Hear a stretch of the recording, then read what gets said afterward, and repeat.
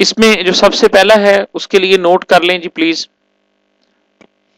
Software testing का topic है और ये सर प्रेसमैन की बहुत ही मशहूर बुक है, ऑनलाइन मिल जाती है, सॉफ्टवेयर इंजीनियरिंग के ऊपर बुक है सर प्रेसमैन की। तो उस बुक को आप सॉफ्ट कॉपी में या हार्ड कॉपी में अवेल कर लें और थारोली उसके चैप्टर नंबर 17, 18 और 23 को रीड आउट कर लें। क्योंकि ये चैप्टर्स और ये बुक अवेलेबल है, तो ये बात जहन में रखिएगा कि जो बुक अवेलेबल होती है वर्चुअल यूनिवर्सिटी के अंदर जिस कोर्स की, देन जो इंस्ट्रक्टर हैं वो उस बुक को ज़रूर रेफर करते हैं, उसकी एक्सरसाइज में से क्वेश्चंस दिए जा सकते हैं। हाँ, आल दो कि ये क्वेश्चन सारे हमारे पास थ्योरेटिकल होंगे, स्लाइड्स में से ही होंगे, लेकिन मेरी ये रिकमेंडेशन है तमाम लोगों से कि सॉफ्टवेयर टेस्टिंग के टॉपिक को लर्न करने के लिए आप चैप्टर नंबर 17, 18 एंड 23 जो है प्रेसमैन, सर प्रेसमैन की बुक जो है उसमें से लाजमी तौर पर रीड आउट करेंगे जी। उसके बाद अगला टॉपिक जो है वो इसमें है software quality assurance and software configuration management. इसके अंदर एक बहुत ही मशहूर ज़माना मॉडल जो है वो डिस्कस किया गया है, कैपेबिलिटी मैच्योरिटी मॉडल है, CMMI उसके लेवल 5 हैं। ये चैप्टर नंबर 9 बनता है जी, इसको भी अच्छे तरीके से आपने रीड आउट कर लेना है। इट्स अप टू यू कि आप चैप्टर को रीड आउट करते हो या स्लाइड्स को रीड आउट करते हो, लेकिन मैं अगेन रिकमेंड कर रहा हूँ for those students who have some ample time to prepare CN7 software quality assurance course, they must read these 4 chapters before going to attempt their final term exam. Otherwise, no doubt आप CS706 का mid में appear हो चुके हैं, the simple course है, easy one है कि आप अगर स्लाइड से गो थ्रू हो जाते हैं, कॉन्सेप्ट्स में आ जाते हैं, तो देन आप इजीली जो है वो इसके पेपर को अटेम्प्ट कर सकते हैं। उसके बाद हमारे पास प्रोसेस एश्योरेंस का एक ही लेक्चर है, लेक्चर नंबर 38, तो डेफिनेटली इसमें से सवाल ज़रूर होते हैं और उसके ये टॉपिक वाइज मैं बता रहा हूँ जो टॉपिक डिस्कस हुए हैं। CMMI मॉडल जो है प्रोसेस इंप्रूवमेंट के हवाले से ये यहाँ पे डिस्कस हुआ है। मेरा ख्याल है कि मैं थोड़ा सा मिस इंटरप्रेट कर गया। जो SCM है, this is software configuration management, इसमें चेंज कंट्रोल प्रोसेस को डिस्कस किया जाता है। और जो जो ये CMMI मॉडल है ये 39 से लेकर 40 तक है। उसके बाद आपके पास क्वालिटी मैट्रिक्स आते हैं जो कि लेक्चर नंबर 41 से लेकर 43 तक जाएंगे। ये गैनिक की बुक है, सर गैनिक की बुक है, अगर आप इसको देख लें तो ये बहुत ज़रूरी होगा आपके लिए।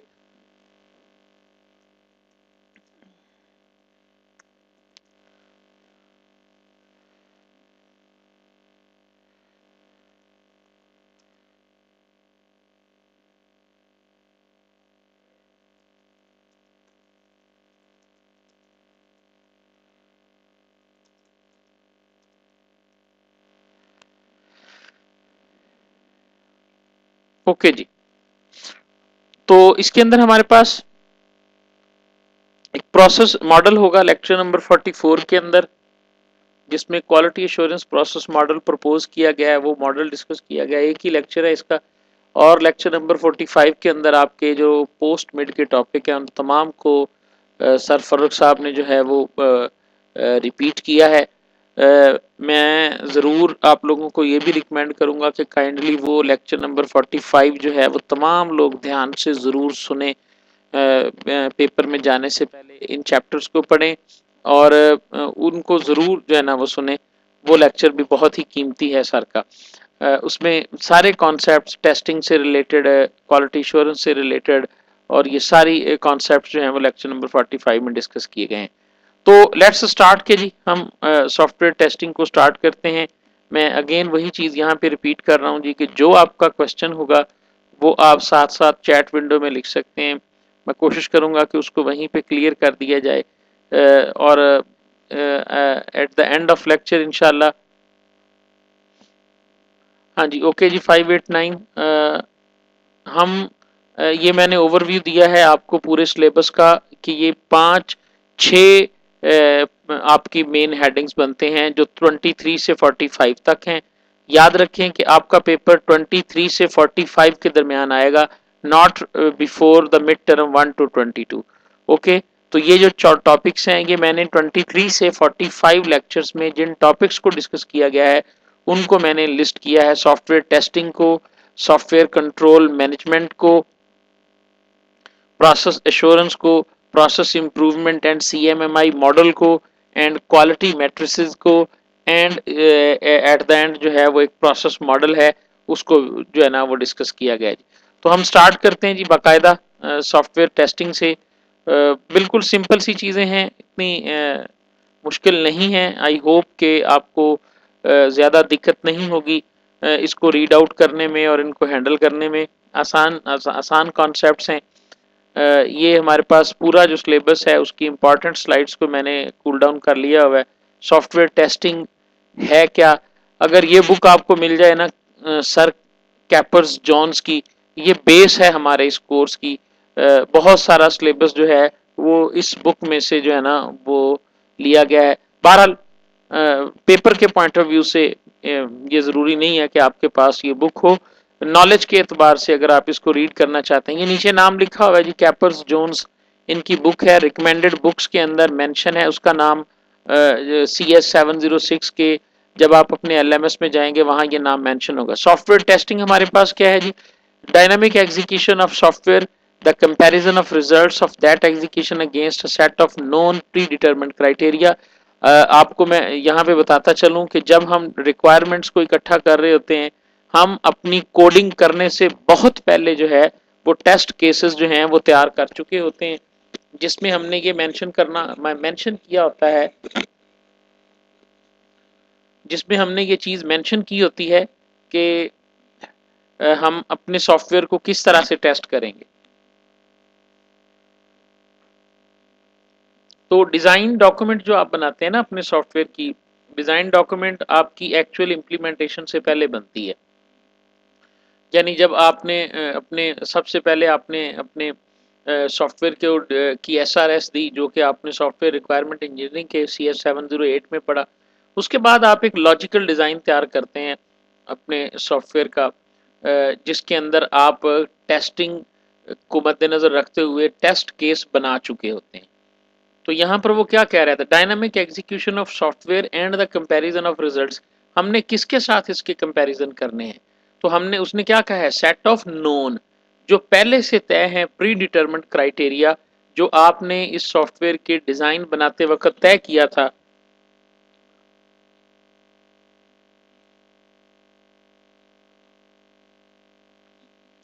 वो क्राइटेरिया जो है उसके मुताबिक आपने इन चीजों को सॉर्ट आउट करना है।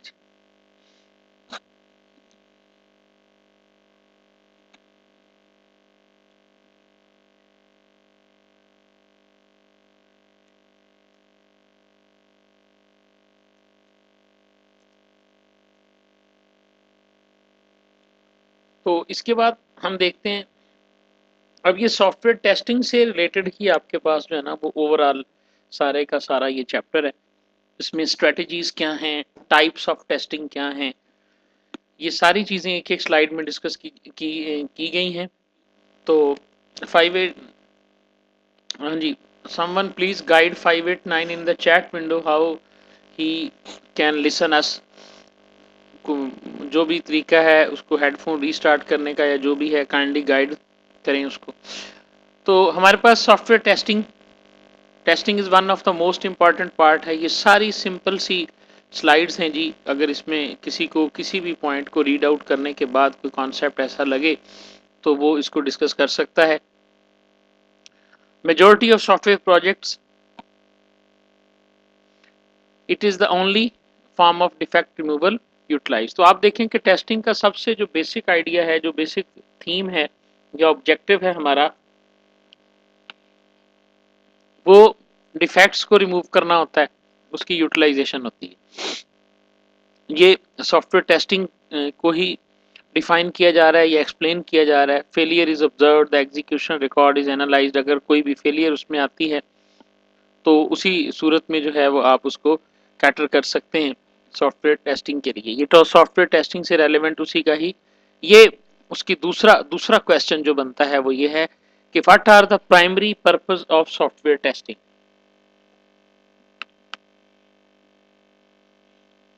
हाँ जी, तो ये क्वेश्चन पेपर में आ सकता है। Primary purpose of software testing क्या है? डिमॉन्स्ट्रेट क्वालिटी और proper behaviour and to detect and fix the problems. एक तो सीधी सी बात यह है कि आपके डिजाइन में या आपके सॉफ्टवेयर जो आपने बनाया है उसमें अगर कोई प्रॉब्लम है तो उसको डिटेक्ट भी करना है और उसको फिक्स भी करना है। वो प्रॉब्लम किस नेचर की है वो एक अलहदा बहस है। और दूसरी चीज़ जो है वो डिमॉन्स्ट्रेट क्वालिटी और प्रॉपर बिहेवियर। आपने जो अपनी डिज़ाइन के अंदर चीज़ें तय की हैं कि इसमें फंक्शनल रिक्वायरमेंट्स ये होंगी, नॉन फंक्शनल रिक्वायरमेंट्स ये होंगी और फलां फलां टेस्ट केसेस इस पे एग्जीक्यूट किया जाएगा, वो सारी चीज़ें जो हैं वो एश्योर होनी चाहिए इसके अंदर। ये क्वेश्चन है जी, व्हाट टेस्टिंग शोज। आपको टेस्टिंग जो है वो क्या चीजें जो है ना वो, यानी आप ये कह सकते हैं कि what are the outcomes of testing. ठीक है, what can you get after conducting the testing. ये किसी भी हवाले से किसी भी तरीके से जो है ना वो ये चीजें एश्योर की जा सकती हैं। तो आप देखिए आपको एरर्स मिलती हैं, requirements, conformance. Conformance requirement conformance से मुराद ये है कि आप इस काबिल होते हैं कि आप इस चीज़ को मेजर कर सकें कि जो रिक्वायरमेंट्स आपने सेट की थी इस सॉफ्टवेयर को बनाने के वक्त के ये फंक्शनैलिटी ये सॉफ्टवेयर अचीव करेगा। अब आप टेस्टिंग के अंदर उसको उन उन फंक्शनैलिटीज़ को रिजल्ट्स के साथ जो है ना वो देख रहे हैं कि फ़लाँ फंक्शनैलिटी अचीव हो गई नहीं हुई। This is called requirement conformance. तो ये चीज़ होती है। तीसरी चीज़ जो हमें मिलती है कि हम जो रिक्वायरमेंट्स को हासिल कर रहे हैं या जो जो चीज़ें जो ऑब्जेक्टिव्स हमने जो फंक्शनल या नॉन फंक्शनल रिक्वायरमेंट्स इसमें सेट की गई थी उनकी परफॉर्मेंस को आप मेजर कर सकते हैं। कहीं ऐसा तो नहीं है कि हम एक रिक्वायरमेंट को अचीव तो कर रहे हैं लेकिन उसकी परफॉर्मेंस ही बड़ी पुअर है। ठीक है जी, एक प्रोसेस है जो कि लेट्स सपोज मैं एक मिसाल देता हूँ कि हमने स्टूडेंट्स के रिकॉर्ड्स को जो है वो सर्च करना है किसी स्टूडेंट मैनेजमेंट सिस्टम के अंदर। अब वो सर्चिंग तो हो रही है लेकिन वो बहुत ज़्यादा टाइम ले रही है, तो definitely this is not a good design. आपके सामने तो आपको पता होना चाहिए कि ये प्रोसेस जो है इसको कितना मैक्सिमम टाइम लेना चाहिए, आपके कोड में क्या प्रॉब्लम है या आपकी डेटाबेस के डिज़ाइन में क्या इशू है। सो टेस्टिंग में एरर्स ही सिर्फ नहीं होंगी, परफॉर्मेंस को रिक्वायरमेंट्स को ही नहीं देखा जाएगा कि सारी अचीव्ड हैं या नहीं है, बल्कि उनकी एक्सपेक्टेड परफॉर्मेंस को भी देखा जाएगा और इंडिकेशन ऑफ क्वालिटी। और एट द एंड जो है हम ये इंडिकेट कर सकते हैं कि हमारे सॉफ्टवेयर की क्वालिटी जो है वो क्या है। आप देखें ज़रा कि जिस तरह से ये रोड शो किया जा रहा है, आप एरर से स्टार्ट होंगे और क्वालिटी तक पहुंचेंगे। और इसीलिए सॉफ्टवेयर टेस्टिंग जो है ये सॉफ्टवेयर क्वालिटी एश्योरेंस के लिटरेचर में पढ़ाई जाती है, ना कि इसको सॉफ्ट किसी और पार्ट में डाला गया। सॉफ्टवेयर इंजीनियरिंग के अंदर सॉफ्टवेयर क्वालिटी एश्योरेंस का जो स्कोप है, जो आप कह लें सबसेट ऑफ एक्टिविटीज़ है, सॉफ्टवेयर टेस्टिंग उस क्वालिटी एश्योरेंस। तो बड़ी डेफिनेट सी बात है, टेस्टिंग जो है वो स्टार्ट होगी by detecting and fixing errors and it will ultimately achieve the quality, जो कि हमारा ओवरऑल गोल है जी। उसके बाद जी क्या क्या एक्टिविटीज़ आप एक टेस्टिंग को कंडक्ट करने के लिए करते हैं। सिंपलेस्ट चीज़ें हैं जी, जहाँ पे चूँकि 178 स्लाइड्स हैं, सो इसमें टेस्ट को प्लान करना और प्रिपेयर करना, टेस्ट को एग्जीक्यूट करना और रिलेटेड एक्टिविटीज़ को and analysis and follow up. Planning में और प्रेपरेशन में जाहिर है आपने एक सॉफ्टवेयर को टेस्ट करना है तो आप ऐसे बैठ के तो उसको टेस्ट नहीं करेंगे, आप पहले बाकायदा उसको एग्जीक्यूट करोगे। उसके लिए सैम्पल डाटा डिफाइन करोगे कि ये डाटा है, इसको मैंने इसके अंदर पुट अप करके डेमो वर्जन है, फलां जगह से टेस्ट करवाना है। पूरी एक प्लानिंग और प्रेपरेशन की जाएगी टेस्टिंग के बाद। अब यहाँ तक ये है कि आपने फलां बंदों से, फलां टीम से और फलां डाटा की मदद से फलां आर्स के अंदर, अगर आपकी एक वेब एप्लीकेशन है तो आप उसको देखेंगे कि पीक आर में उसकी परफॉर्मेंस क्या है। तो यानी ये सारे एस्पेक्ट्स जो हैं वो एक सॉफ्टवेयर एनालिस्ट जो होगा, जो प्रोजेक्ट मैनेजर जो होगा उस पूरे प्रोजेक्ट को या प्रोडक्ट को डील करने वाला, वो इस चीज़ को प्लान करेगा टेस्ट प्लान एंड प्रेपरेशन में। उसके बाद एक्चुअली जब टेस्टिंग स्टार्ट हो जाएगी, जब वन बाय वन एक एक करके टेस्ट केस जो है वो आजमाया जा रहा है कि इसमें इसकी एक्सपेक्टेड आउटपुट क्या है, वो हमारे पास टेस्ट एग्जीक्यूशन का फेज होगा। एंड देन जाहिर है टेस्ट हो रहा है, तो टेस्ट के अंदर जो है वो क्या कुछ हुआ, ये डायग्राम जो है वो आपको शो करेगी। इस डायग्राम के अंदर वो फॉलो अप वाली एक्टिविटीज आपको नजर आ रही होंगी जी। देखें जी कि हमने टेस्ट को प्लान किया, प्रिपेयर किया, उसके बाद हमने उसको एग्जीक्यूट कर दिया। जैसे ही हमने उसको एग्जीक्यूट किया है तो हमें कुछ एरर्स मिली हैं, उनके लिए हमने रिलायबिलिटी और दूसरी जो चीज़ें हैं वहाँ से इनपुट लिया और उसको एनालिसिस एंड फॉलो अप में डाला, और वापस जो है ये चीज़ें दोबारा प्लानिंग एंड प्रिपरेशन में गई। और इस तरह अगर आप गौर से देखें तो ये एक साइक्लोमैटिक जो है ना वो प्रोसेस बन रहा है, जिसमें तमाम एक्टिविटीज जो हैं रिपीटेडली इन लूप शेप में जो है ना वो बार बार की जा रही हैं। तो जेनेरिक टेस्टिंग प्रोसेस के अंदर आप देखें चार चीज़ें हो रही हैं, टेस्टिंग एंड प्लानिंग है, एग्जीक्यूशन है, एनालिसिस एंड फॉलो अप है, और रिलायबिलिटी और कन्वर्जन गोल सेटिस्फेक्शन उसको चेक किया जा रहा है। इन सारी एक्टिविटीज़ के बाद आप देखें यस और एग्जिट का पॉइंट जो है ना वो एट द राइट साइड है। इसी के अंदर आप लोग जो है ना आपका ये जेनेरिक टेस्टिंग प्रोसेस जो है ये एक लूपिंग एंड साइक्लोमैटिक प्रोसेस होगा।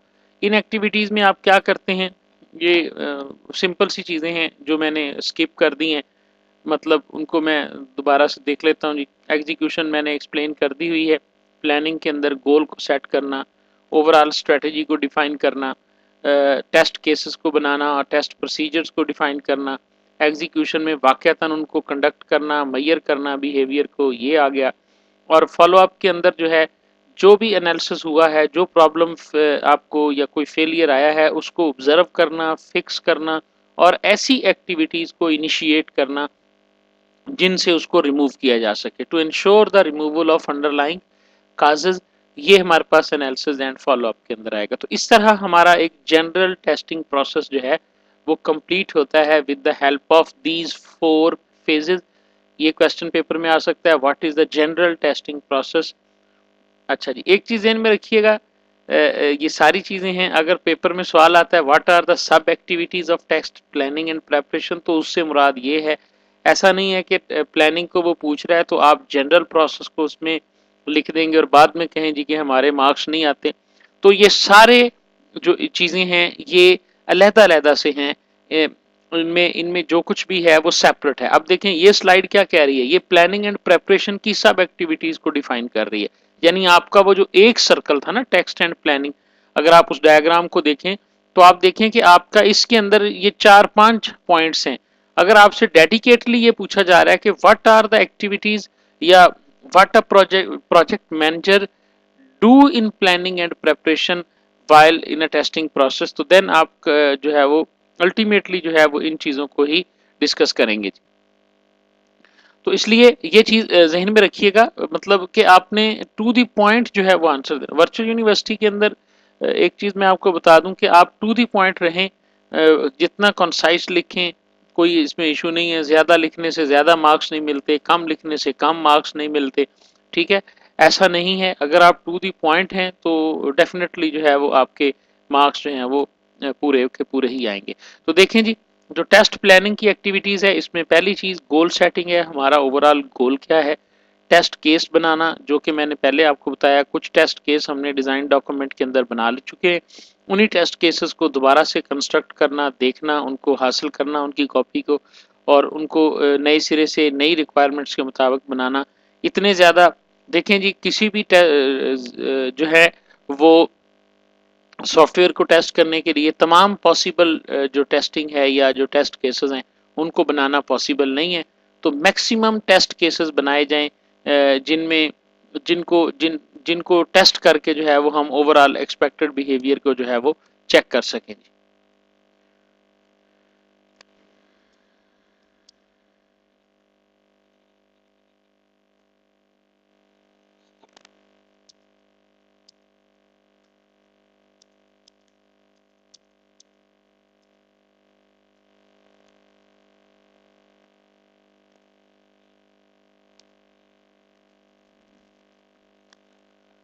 तो उसके बाद हमारे पास जो अगली एक्टिविटी है जी, जो अगला क्वेश्चन बनता है वो है testing as a part of QA. हाँ जी, एक जनरल बात है, किसी भी हवाले से पूछा जा सकता है। कि टेस्टिंग जो है वो हमारे पास किस तरह से कंडक्ट होती है और इसका क्या स्कोप है, पर्टिकुलरली जब हम बात करेंगे क्वालिटी एश्योरेंस की। सो taking inspections and find out different kinds of problems may be more effective। ये सारी की सारी चीज़ें जो है वो इंस्पेक्शन या टेस्टिंग जो है इससे हम क्वालिटी एश्योरेंस को जो है ना वो इम्प्रूव करते हैं और ओवरऑल हमारा सॉफ्टवेयर का प्रोसेस जो है वो इम्प्रूव होता है।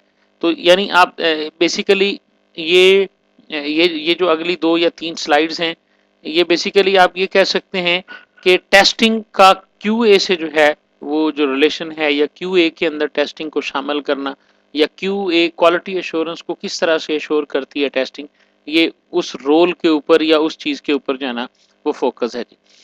Testing and defect removal efficiency. Defect removal efficiency आपने प्री मिड में पढ़ा था कि ये क्या होता है। डीआरई एक मैथमेटिकल मेजर होता है, एक न्यूमेरिकल वैल्यू होती है जिसको आप देख रहे होते हैं जी। तो इसमें देखें आपके 30% एफिशिएंट इन बग्स होता है, फाइंडिंग बग होती है जो टेस्टिंग है 30% है। Many forms of testing should be used in combination with pre test design and code inspection. आप देखें प्री टेस्ट डिजाइन में और कोड इंस्पेक्शन में वो कहता है कि मुख्तलिफ किस्म की कॉम्बिनेशंस को जो है ना वो हम इसको देख रहे होते हैं। 690 ये पहला ही टॉपिक चल रहा है, अभी तक 23 से हमने स्टार्ट किया है और हमारा जो पहला टॉपिक बनता है वो कोई 5 से 7 लेक्चर्स हैं जिसमें हम सॉफ्टवेयर टेस्टिंग को जो है ना वो डिस्कस कर रहे हैं। और उसमें तकरीबन कोई 3 चैप्टर बनते हैं बुक के, जो कि 7 या 8 स्लाइड्स में 23 से लेकर आई थिंक 34-33 तक जो है ना वो यही टॉपिक जो है ना वो इसमें है जी।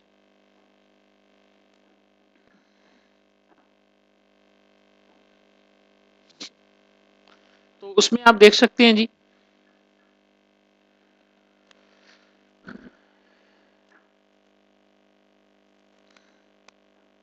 नेक्स्ट देखें जी, टेस्टिंग एंड डिफेक्ट टाइप्स के इसमें आपस में क्या ताल्लुक है जी टेस्टिंग का और डिफेक्ट टाइप्स का।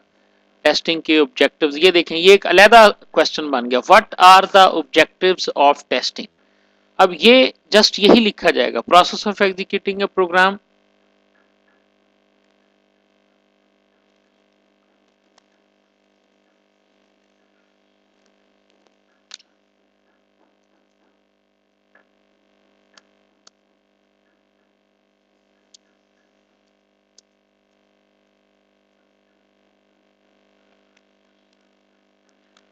तो हमारे पास जो इसके ऑब्जेक्टिव्स हैं उनको डिस्कस किया गया है जी। नेक्स्ट देखें जी, अगेन एक इंपॉर्टेंट क्वेश्चन आ गया। देखें अभी तक हमने जो चीज डिस्कस की है उसमें जेनेरिक टेस्टिंग प्रोसेस है और टेस्टिंग ऑब्जेक्टिव्स हो चुके हैं। इसी तरह टेस्टिंग के प्रिंसिपल्स, ये हमारे पास तीसरा क्वेश्चन आ गया जी कि टेस्टिंग के ओवरऑल प्रिंसिपल्स हमारे पास क्या होंगे। All test should be traceable to customer requirement.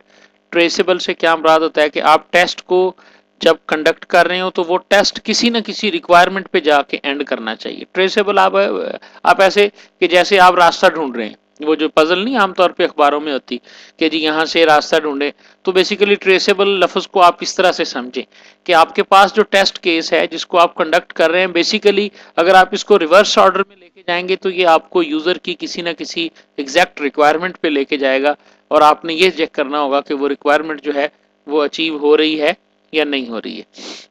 Test should be plan before testing begins.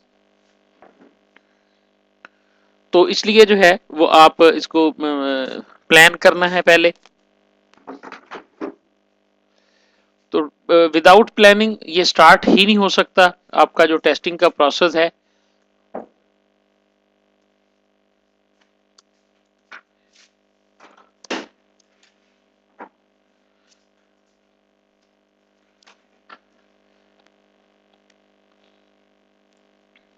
Next हमारे पास है जी टेस्टिंग प्रिंसिपल 2 है द पेरेटो प्रिंसिपल। ये बात मुझे बड़ी अच्छी तरह याद है, मेरे पेपर में सिर्फ यही क्वेश्चन आया था, व्हाट इज पेरेटो प्रिंसिपल।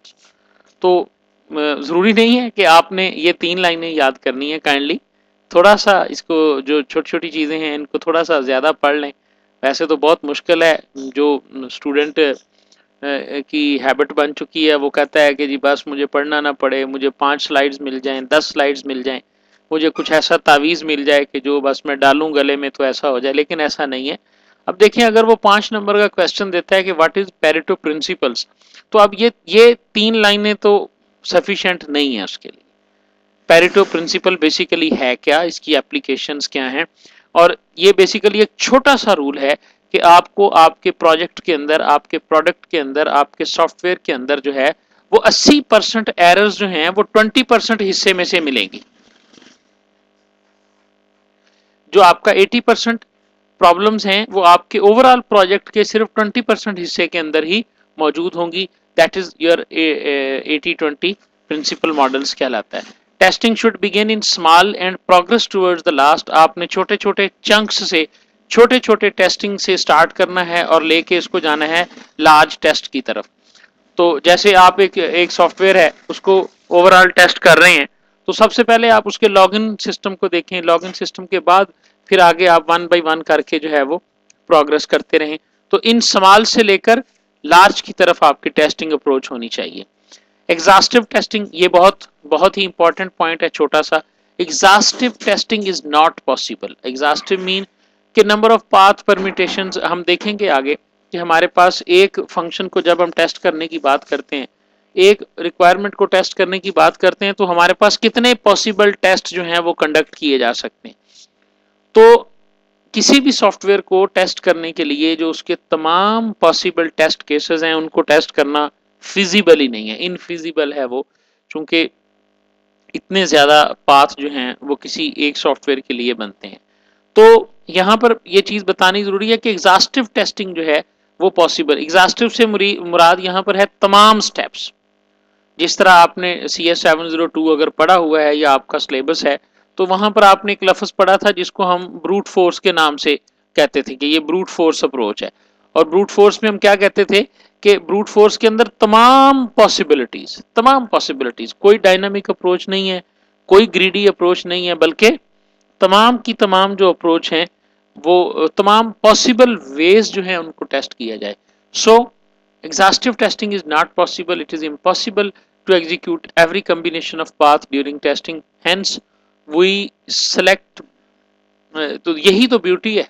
हम कहते हैं ना टेस्टिंग टेस्टर कौन है, तो यही एक सॉफ्टवेयर क्वालिटी एश्योरेंस की है कि वो टेस्ट केसेस तो रन करेगा तकरीबन कोई हंड्रेड्स में, लेकिन वो थाउजेंड्स ऑफ लाइंस को जो है और थाउजेंड्स ऑफ चीज़ों को जो है ना वो प्रूव करेगा विद हंड्रेड्स टेस्टिंग। तो इस तरह वो सारी चीज़ें जो है ना वो कैलकुलेट करके देखेगा। लेट्स सपोज, मैं अगेन एक मिसाल देता हूँ आपको कि जनाब वो क्या करता है कि जी कहता है जी एडमिन के लिए टेस्ट करें। अब आपके आपके रजिस्ट्रेशन वाले कितने आपके पास जो है वो मौजूद होंगे। फर्ज करें आप वर्चुअल यूनिवर्सिटी में हम एक टेस्ट कंडक्ट करना चाहते हैं कि वैलिड यूजर जो है उसको LMS के अंदर लॉगिन होने दिया जाए, तो इसके वैलिड पाथ पता कितने बनते हैं, जितने रजिस्टर्ड स्टूडेंट्स हैं उतने वैलिड पाथ हैं।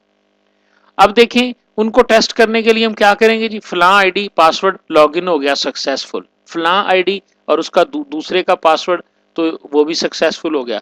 अब ये इतने केसेस हम अगर एग्जीक्यूट करने बैठ जाएंगे तो ये तो पॉसिबल नहीं है कि हम 50,000 स्टूडेंट्स को चेक करना चाहते हैं।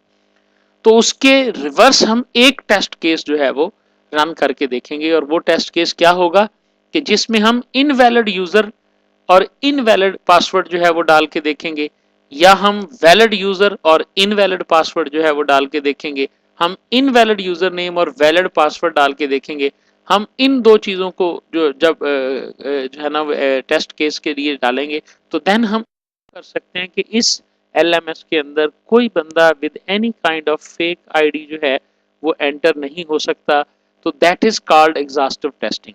तो this kind of testing is not possible. So that's why carefully जो है ना वो डिजाइन किया। The most effective testing should be conducted by an independent third party. जो भी बहुत अच्छे सॉफ्टवेयर हाउसेज हैं, जो जिनके पास वैरायटी ऑफ टीम है, बड़े बड़े प्रोजेक्ट्स हैं, जैसे नेटसोल है पाकिस्तान के अंदर। मैं चूंकि उसमें मैंने जॉब की है, वही मुझे याद है। तो मैंने वहाँ पे उस वक्त सन 2000 की बात है ये, 2000 के अंदर जो है जब हम जॉब करते होते थे तो हम कहते थे यार ये क्वालिटी एश्योरेंस वाला डिपार्टमेंट क्या है, ये लोग क्या करते हैं, ठीक है जी, इनका काम ही कोई नहीं है, हम प्रोग्राम बनाते हैं, हम कोड लिख के भेजते हैं और ये एरर्स निकालते रहते हैं। चूंकि उस वक्त तक जो सिंपल मैं ग्रेजुएट था, तो सॉफ्टवेयर क्वालिटी एश्योरेंस को का मेरा ख्याल है कि एक सवाल था जो वो पूरे बीएस के अंदर मैंने पढ़ा था, कोई डेडिकेटेड सब्जेक्ट नहीं था।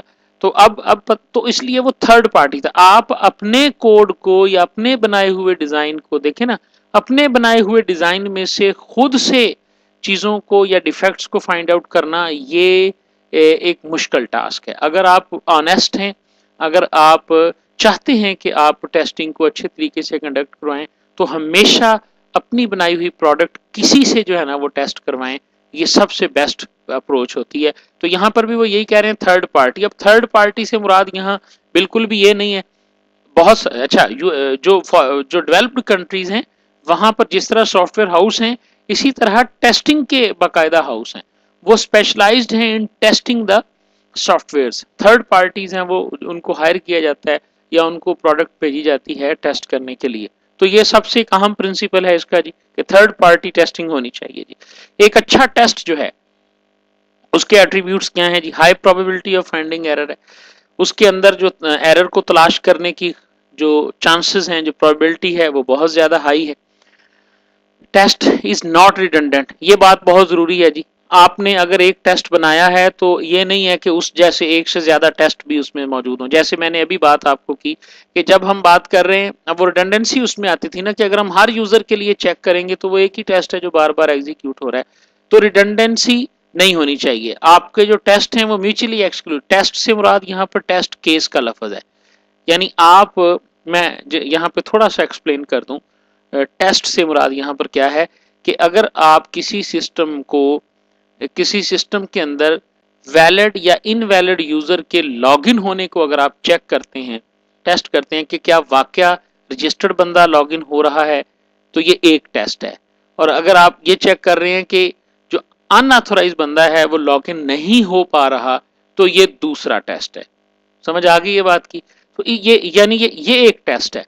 तो एक टेस्ट केस, इसको हम टेस्ट केस भी कहते हैं in simple word.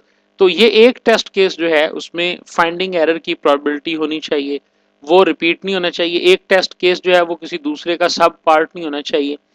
Test should be best of the breed होना चाहिए। A test should be neither too simple nor too complex, ना वो इतना मुश्किल हो कि टेस्ट करने वाले कोई समझ ना आए, और ना वो इतना सिंपल हो कि जिसमें आपकी जो एफर्ट है ना, वो एफर्ट उसके अंदर आपको लगे कि हम ज्यादा पुट अप कर रहे हैं जी। उसके बाद है जी, एक good test has a high probability. वो जो 4 पॉइंट आपने पढ़े हैं उनको एक्सप्लेन किया जा रहा है, ये जो हम पढ़ कर आए हैं कि एक गुड टेस्ट की जो प्रॉपर्टीज हैं वो क्या होनी चाहिए। बड़ी आसानी से ये सिंपल स्लाइड्स हैं जिनको रीड आउट करने से ही आपको अंदाजा हो जाएगा। The testing time and resources are limited होते हैं, क्योंकि याद रखें हम वो जैसे वही कह रहे हैं कि टेस्टिंग टाइम जो है वो एक लिमिटेड टाइम होता है जिसके अंदर आपने अपने प्रोडक्ट को टेस्ट करना होता है। तो इसलिए उसमें ऐसे टेस्ट केसेस नहीं होने चाहिए जो कि रिडंडेंट हो, बार बार जिनको रिपीट किया जा रहा हो। ठीक है जी। अब ये हमारे पास आ गया जी कैटेगरीज ऑफ टेस्टिंग। ये अब एक नई ब्रांच है, एक नया जो है हमारे पास एक सवाल है, what are broad categories of testing. ये ध्यान में रखिएगा, आगे नैरो कैटेगरीज भी आएंगी, तो ये लफ्ज जरूर पढ़ लीजिएगा क्वेश्चन में कि उन्होंने ब्रॉड के बारे में पूछा है या सिस्टम टेस्टिंग के बारे में पूछा है। तो इसमें जी हमारे पास जनरल टेस्टिंग है, स्पेशलाइज्ड टेस्टिंग है, and testing that involves user and clients. ऐसी टेस्टिंग जिसमें आपका क्लाइंट भी इन्वॉल्व है और उसके यूजर्स भी इन्वॉल्व हैं। मैं इसकी एग्जांपल कुछ इस तरह से देता हूं कि एक कोई कंपनी है, उसने ई कॉमर्स सोल्यूशन आपसे बनवाया है, ठीक है जी। तो ई कॉमर्स सोल्यूशन बनवाने वाली जो कंपनी है वो आपका क्लाइंट है, और उस ई कॉमर्स को यूज करना है एक आम बंदे ने, वेबसाइट के जरिए लॉगिन होना है, लॉगिन होके उसने उस सोल्यूशन के जरिए जो है वो बाय करना है कुछ। तो वो बंदा जो लॉगिन होके बाय कर रहा है वो उसका यूजर है। तो बाज़ औक़ात इस तरह की टेस्टिंग भी करनी पड़ती है कि जिसमें यूज़र भी इन्वॉल्व होते हैं और क्लाइंट्स भी होते हैं। आमतौर पर तो टेस्टर जो होता है वो यूज़र बन के भी सिस्टम को टेस्ट करता है, ये जो टेस्टर होता है वो क्लाइंट बन के भी सिस्टम को टेस्ट कर रहा होता है, लेकिन ये इस किस्म की टेस्टिंग जो है वो इसके अंदर आएगी जी। उसके बाद है जी जनरल फॉर्म्स ऑफ टेस्टिंग में हमारे पास जो हम पीछे ये जो पढ़ के हैं उसको उसने एक्सप्लेन किया कि जनरल फॉर्म में हम क्या करते हैं, ब्रांचिंग एरर्स को, लूपिंग एरर्स को, इनकरेक्ट आउटपुट वगैरह को चेक करते हैं। ये सिंपल कोडिंग की एरर्स हैं जिनके अंदर हम ये इन चीज़ों को जो है ना वो देखते हैं कि कोडिंग में कोई इश्यूज तो नहीं है।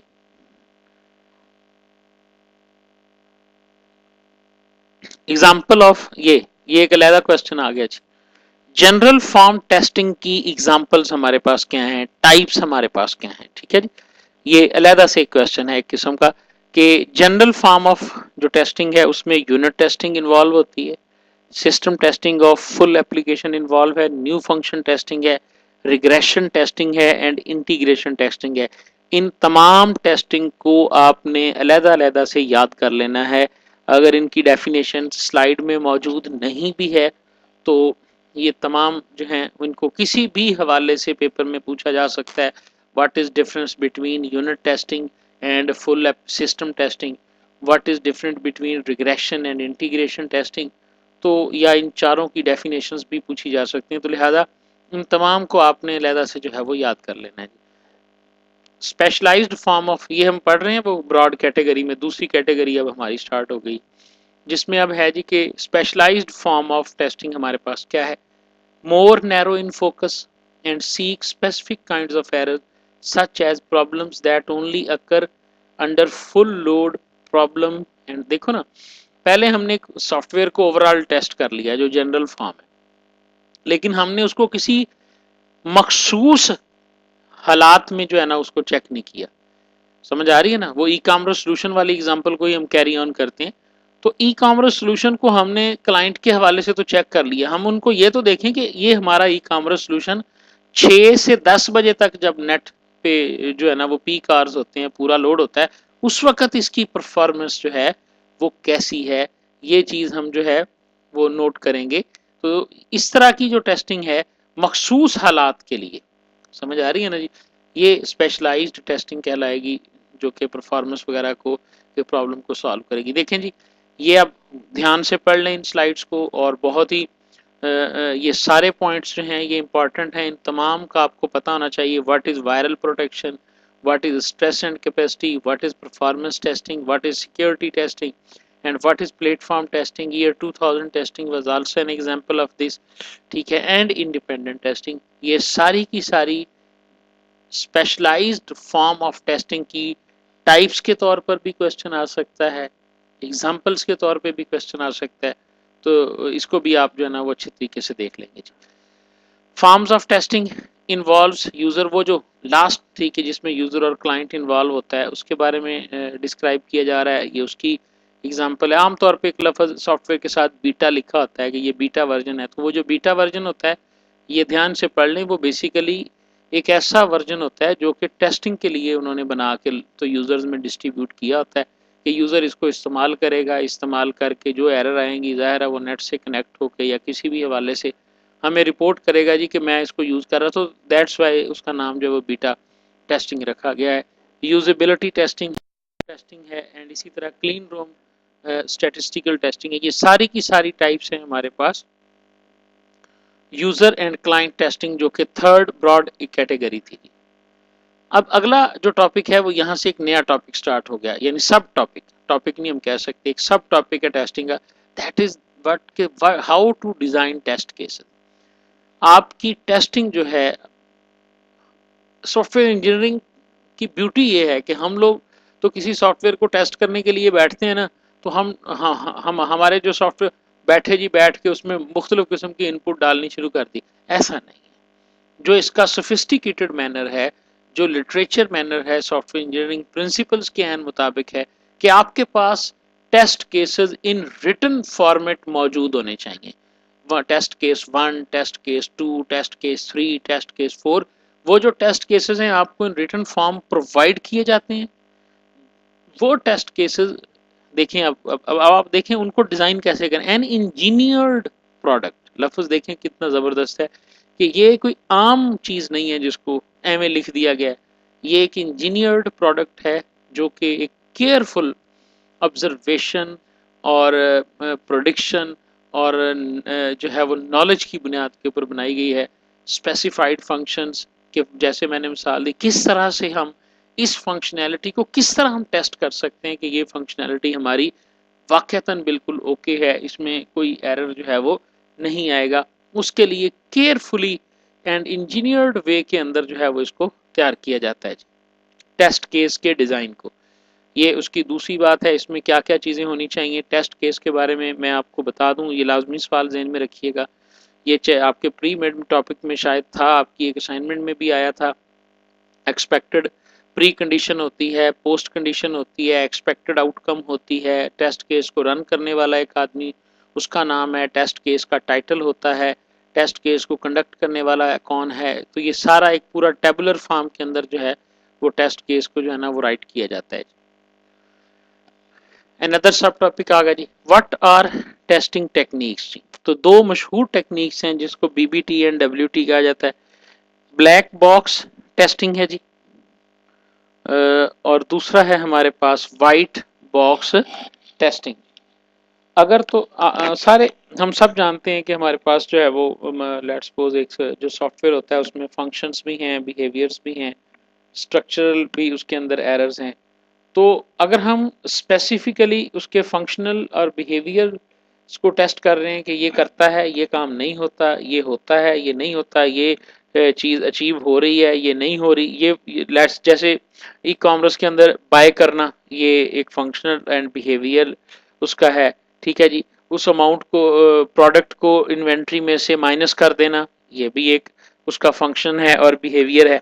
तो इस इन चीज़ों को अगर हम नैरोली टेस्ट कर रहे हैं तो ये ब्लैक बॉक्स है, और इसी तरह वाइट बॉक्स है जिसमें हम जस्ट स्ट्रक्चरल टेस्टिंग कर रहे हैं।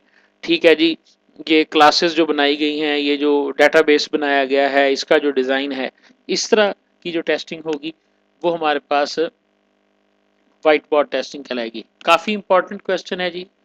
जितने लोग भी आप 15 या 14 लोग सुन रहे हैं, डेफिनेटली आप में से किसी न किसी को ये सवाल इनकाउंटर इंशाल्लाह ज़रूर करेगा। ब्लैक बॉक्स टेस्टिंग अप्रोचेस कौन कौन सी हैं जी, और इसमें हम क्या क्या करते हैं, ये उनके नाम आ गए।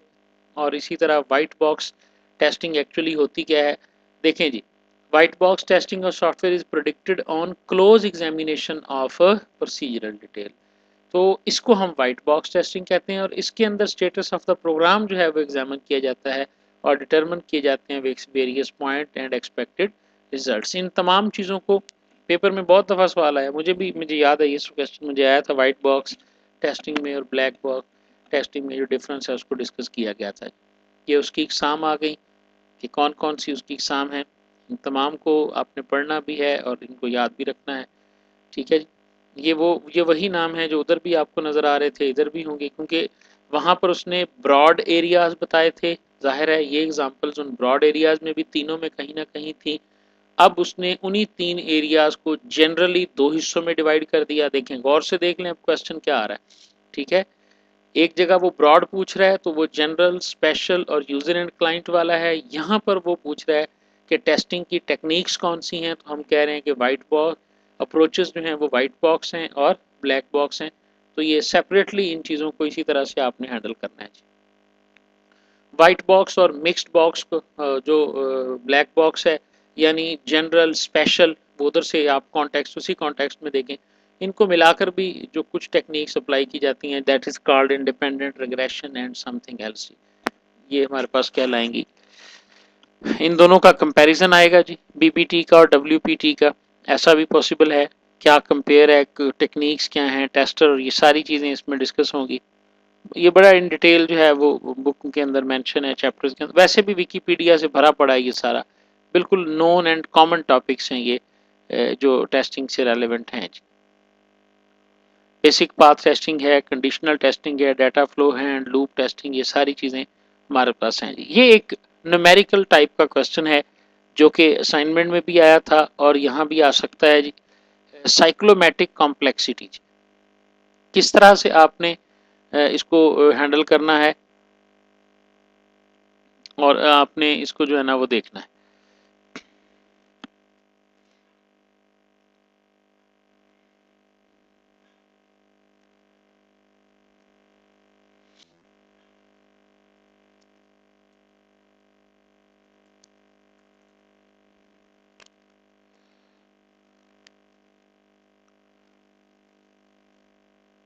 ये एक फॉर्मूला है जी आपके सामने जो गिवन है।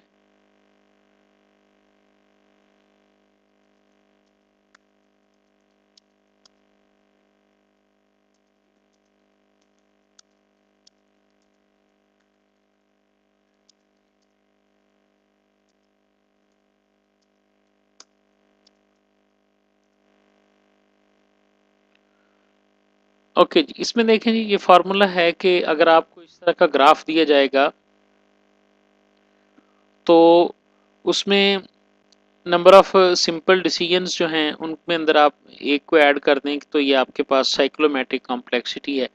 दूसरा फार्मूला ये है इसके अंदर के नंबर ऑफ क्लोज्ड एरियाज जो हैं उनमें एक को ऐड कर दें तो उसमें भी हो सकता है। अब देखें ये डायग्राम है ना, इसमें हमें पता है कि हमारे डिसीजन कितने होते हैं। ये डिसीजन का सिंबल होता है ये डायमंड वाला, तो इसमें कितने सिंबल हैं डायमंड वाले? 3 है, तो 3 में एक ऐड करेंगे तो आंसर हमारे पास 4 आ जाएगा। ठीक है, उसके बाद उसने कहा इनक्लोज्ड एरियाज, यानी वो जो लूप बनती है, देखें एक लूप यहाँ पे बन रही है, ये देखें एक हो गई, दूसरी लूप यहाँ पे बन रही है, ये 2 हो गई, और तीसरी लूप जो है वो ये देखें जी यहाँ पे बन रही है।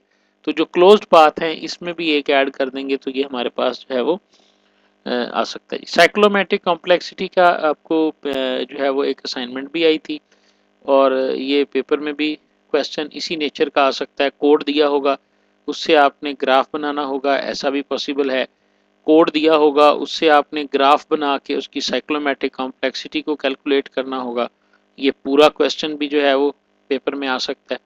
ठीक है, इस तरह का न्यूमेरिकल था आपके पास, अगर आपको याद होगा, तो इसलिए जो है उसको आप जहन में रखें जी कि इस तरह का कोई न्यूमेरिकल टाइप भी जो है वो क्वेश्चन आ सकता है जी।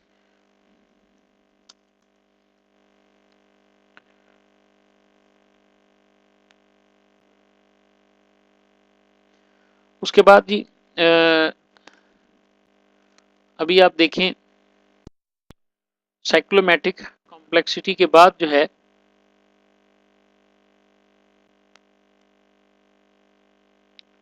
नेक्स्ट हमारे पास है ब्लैक बॉक्स टेस्टिंग जो है, उसकी एक ओवरऑल डायग्राम है कि ये बेसिकली हो क्या रहा है।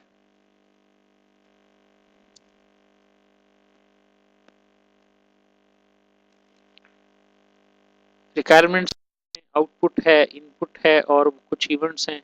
रिक्वायरमेंट्स को आपने इन एक सर्टन किस्म की आपने इनपुट देनी है जिससे आपने कंफर्म करना है रिक्वायरमेंट्स को।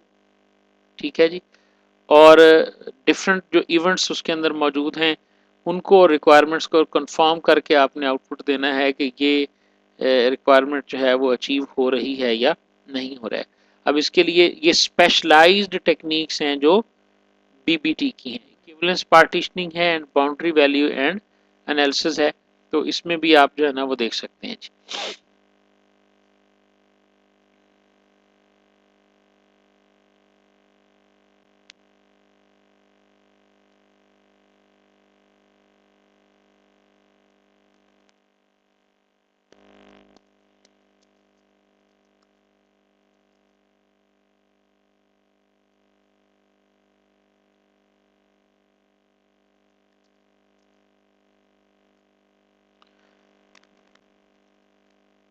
ओके जी,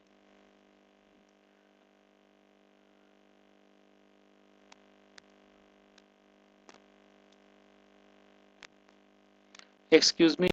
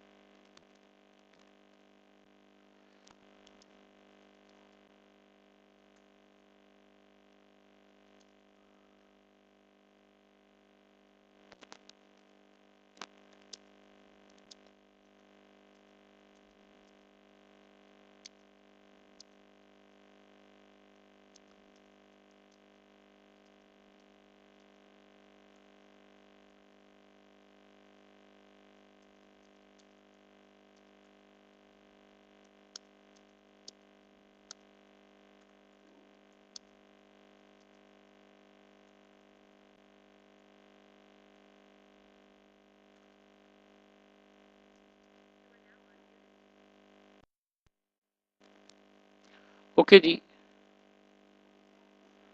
अ, मैं एक्सप्लेन करता हूँ जी, थोड़ी देर के लिए काइंडली प्लीज़ जी, just a 5 minute please.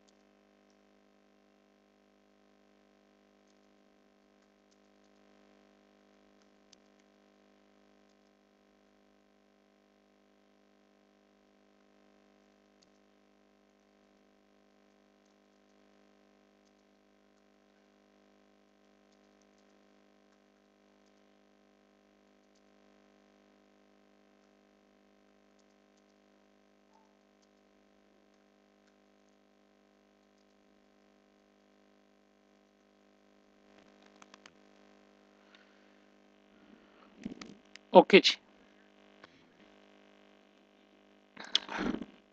Sorry जी। ओके जी, हम बात कर रहे थे कि बीबीटी टेक्निक्स जो हैं वो हमारे पास क्या हैं, इक्विवेलेंस पार्टीशनिंग है, बाउंड्री वैल्यू एनालिसिस है। तो ये हमारे पास ओवरऑल जो है ना वो टेक्निक्स आ जाएंगी जिसमें डिस्कस हो जाएंगी जी।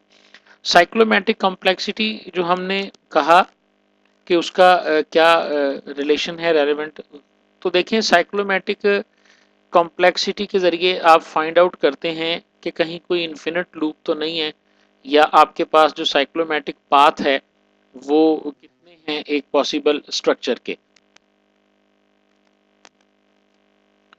तो उस सूरत में हमारे पास ये साइक्लोमैटिक कॉम्प्लेक्सिटी को हम कैलकुलेट करते हैं। कैरेक्टरिस्टिक्स ऑफ टेस्टिंग स्ट्रेटजीज हैं हमारे पास जिसको हम यूज़ कर सकते हैं जी टेस्टिंग में, जो जो हमारे पास हैं। नेक्स्ट देखें जी, हमारे पास ये टेस्टिंग से रेलेवेंट ही है स्ट्रेटजीज। ये एक इम्पॉर्टेंट क्वेश्चन है जी। Unit testing, integration testing, validation testing और सिस्टम टेस्टिंग जो है।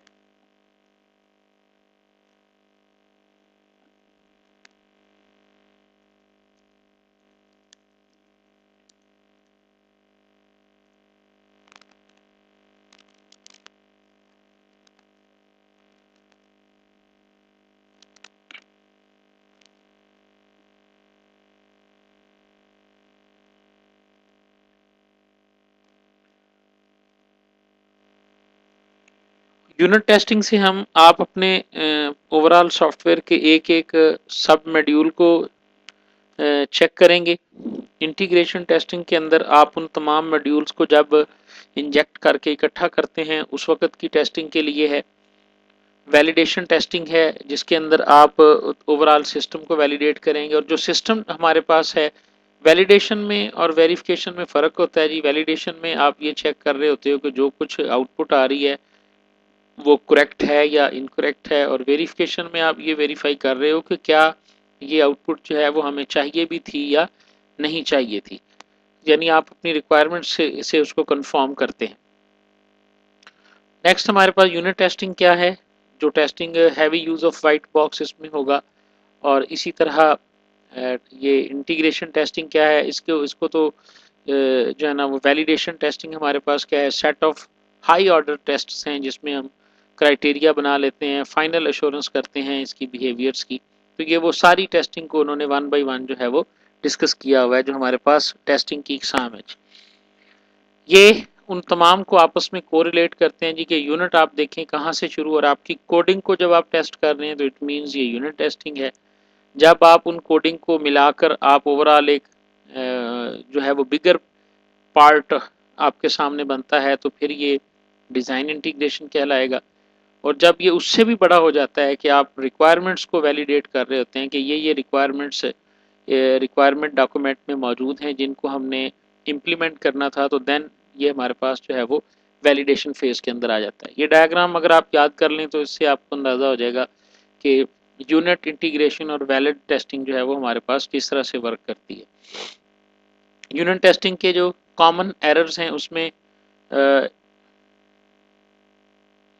ओके जी, देखें जी, यूनिट बेसिकली आप इसको ऐसे समझें कि आपने एक सॉफ्टवेयर के अगर एक आपके पास एक डेस्कटॉप और वेब एप्लीकेशन है, सॉरी एक डेस्कटॉप एप्लीकेशन है जिसमें कोई 3-4 सब मॉड्यूल हैं उसके।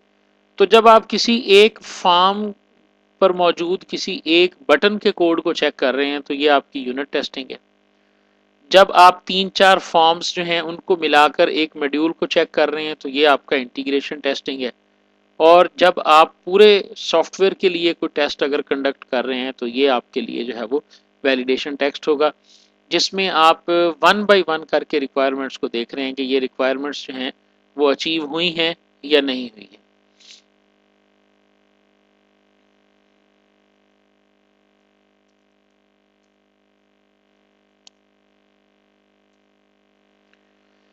उसके बाद हमारे पास नेक्स्ट है जी कि यूनिट टेस्टिंग में जो एरर्स हम फाउंड आउट करते हैं वो कौन कौन सी हैं जी।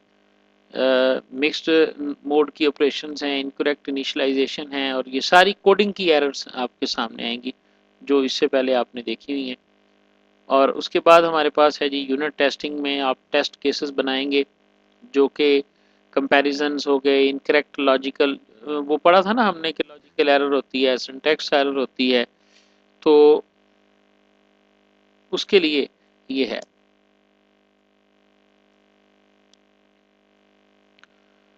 उस तरह के टेस्ट केसेस जो हैं वो आपके पास होने चाहिए। नेक्स्ट हमारे पास है जी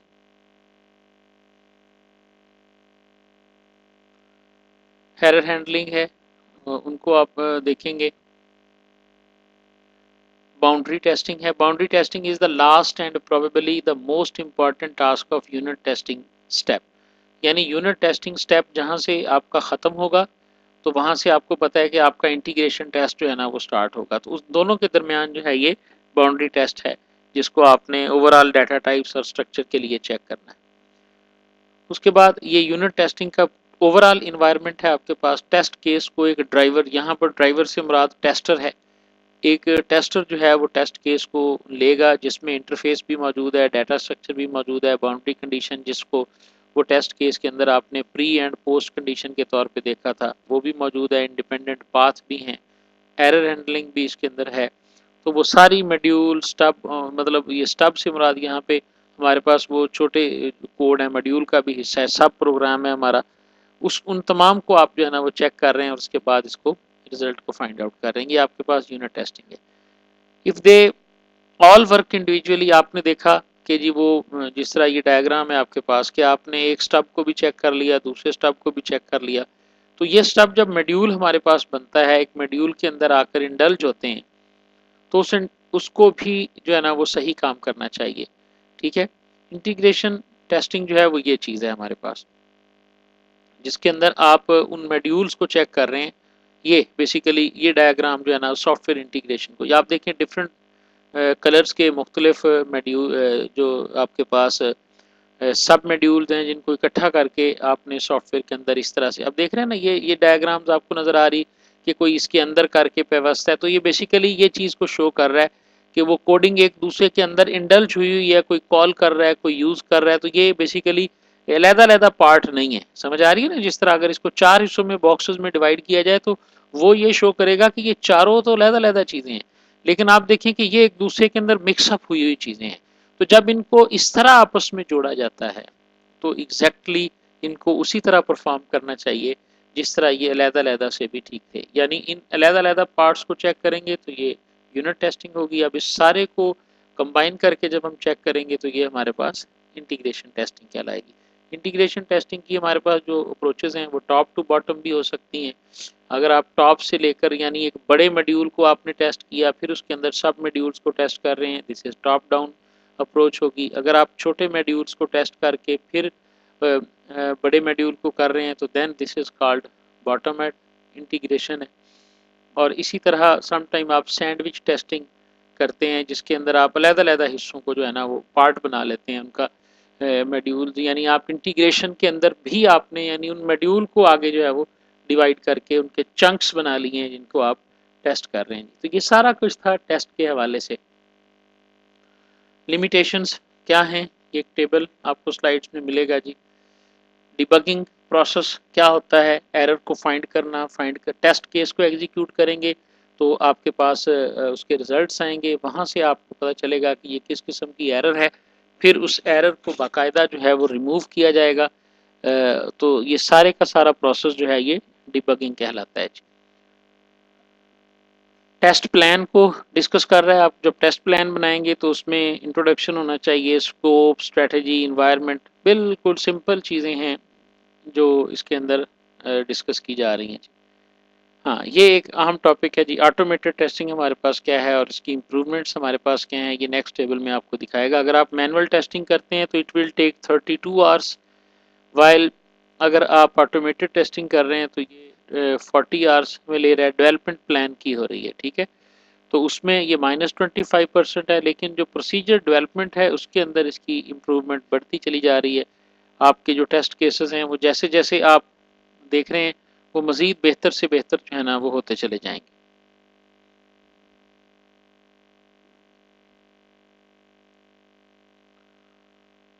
ऑटोमेटेड जो टेस्टिंग है मैनुअल के, ये क्वेश्चन बन के भी आ सकता है और इसी तरह आप उसको इम्प्रूव भी, और ये फिगर्स आपको याद होने चाहिए जो कि डिस्कस किए गए हैं। आप देखें कि टेस्ट प्लान डेवलपमेंट के अंदर ऑटोमेटेड की अहमियत बिल्कुल कम है, लेकिन जब आप बात करते हैं टेस्ट प्रोसीजर डेवलपमेंट की तो उसमें जो है ये चीज़ें ज़्यादा बेहतर हैं जी।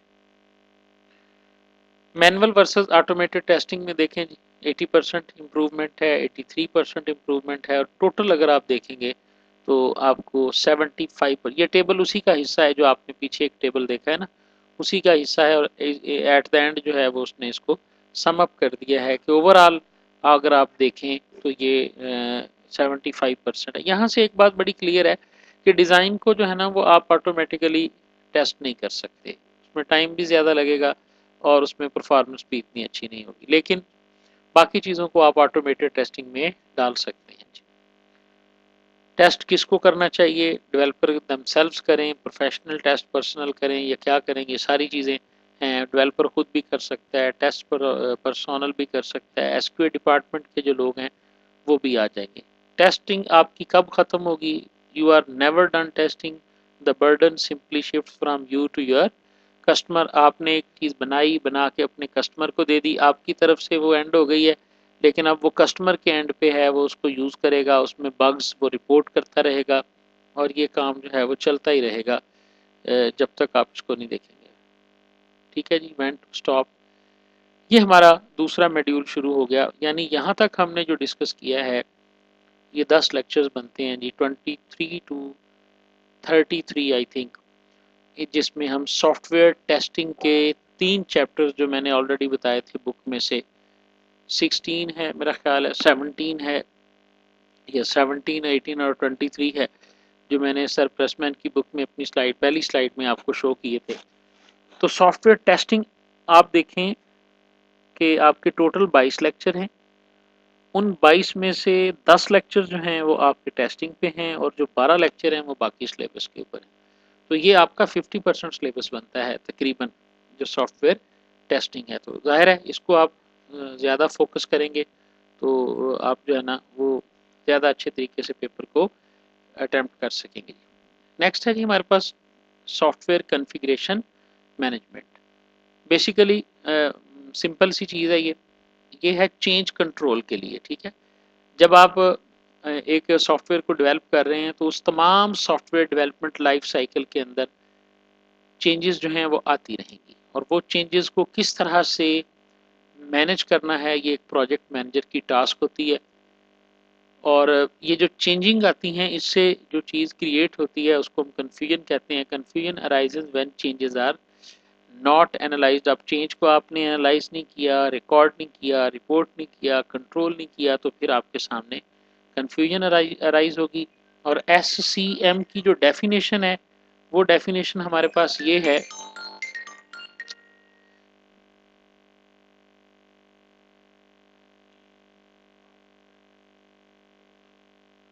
हाँ जी, वालेकुम सलाम।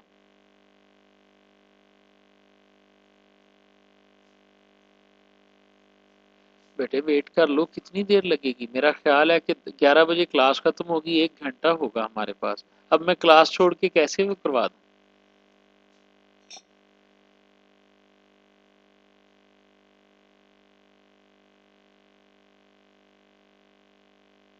आप ऐसे करें, वो सारा मुझे भेज दें, मैं उसमें ऐड करके भेज दूंगा। ठीक है, मेल कर दें, और यूज़र नेम पासवर्ड भी मेल में लिख दें।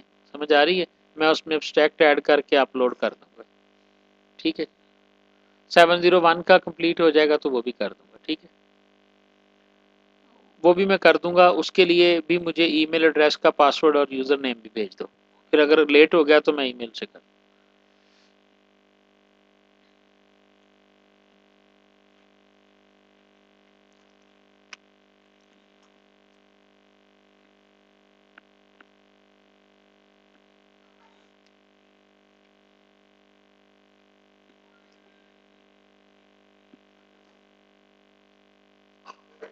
ओके जी, तो कॉन्फ़िगरेशन मैनेजमेंट बेसिकली वो जो चेंज हम पीछे डिस्कस करके आए हैं, वो जो कन्फ्यूजन हम डिस्कस करके आए हैं, उनको मिनिमाइज करना जो है ये कॉन्फ़िगरेशन मैनेजमेंट का काम होता है जी। सॉफ्टवेयर कॉन्फ़िगरेशन मैनेजमेंट में ये सारी एक अम्ब्रेला एक्टिविटीज़ होती हैं, सेट ऑफ एक्टिविटीज़ होती हैं, जो कि आप अपने थ्रू आउट प्रोसेस को इम्प्रूव करने के लिए यूज़ कर रहे होते हैं।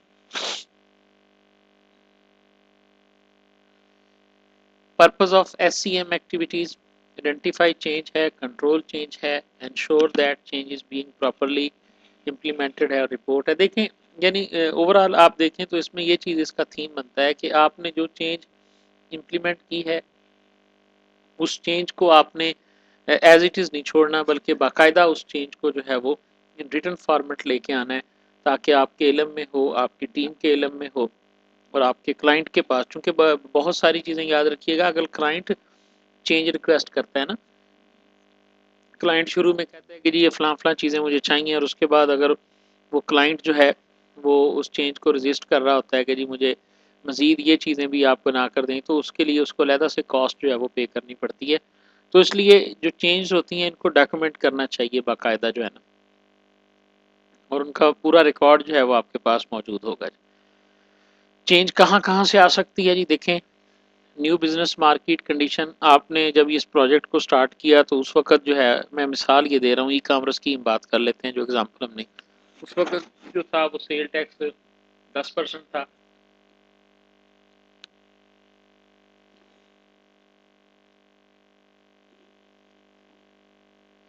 लेकिन जैसे जैसे आप इसको इवॉल्व कर रहे थे तो उस दौरान कोई बिजनेस कंडीशन जो है वो चेंज हो गई। ये इस तरह की चेंज भी आ सकती है।